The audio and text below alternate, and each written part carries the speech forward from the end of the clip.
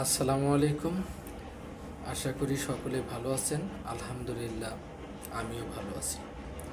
প্রতিদিনের ন্যায় আজ আমি অষ্টম শ্রেণীর অনুশীলনী 2.1-এর 2 নং অঙ্ক আলোচনা করতেছি।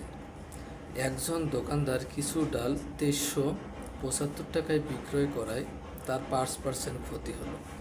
ওই ডাল কত টাকায় বিক্রয় করলে 6% লাভ হতো? এখন আমাদের যেহেতু বিক্রয় মূল্য বের করতে বলছে, তাহলে এখানে আমাদের একটা বিক্রয় মূল্য আছে। এই বিক্রয় মূল্য থেকে আমরা যে 5% ক্ষতি করছি, এখান থেকে ক্রয় মূল্যটা বের করবো। ধরি ক্রয় মূল্য কত? 100 টাকা। 5% ক্ষতিতে বিক্রয় মূল্য কত হবে? এই 5টা মাইনাস হবে, 100 মাইনাস যেহেতু ক্ষতি হয়েছে 95 টাকা। বিক্রয় মূল্য 95 টাকা হলে ক্রয় মূল্য 100 টাকা। বিক্রয় মূল্য যদি 1 টাকা হয় তাহলে ক্রয় মূল্য কম হবে, মানে ভাগ হবে, 100 ভাগ 75। অতএব বিক্রয় মূল্য 2375 টাকা হলে ক্রয় মূল্য বেশি হবে। 100 গুণন 2375 ডিভাইডেড বাই কত? 95। 5 বিশ 100, 5 19 95। 19 দ্বারা আমরা 2375 যদি ভাগ করি কত পাবো? 125। 125 আর 20 গুণন করলে পাবো আমরা 2500 টাকা। এটা আমাদের কি বের হলো?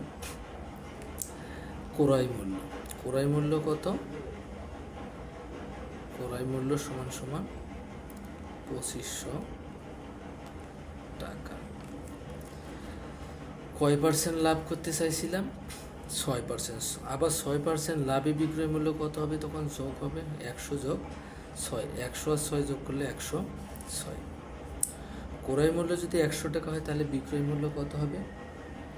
106 টাকা। ক্রয় মূল্য 1 টাকা হলে বিক্রয় মূল্য কম হবে, তখন 106-এর সাথে কি 100 ভাগ হবে।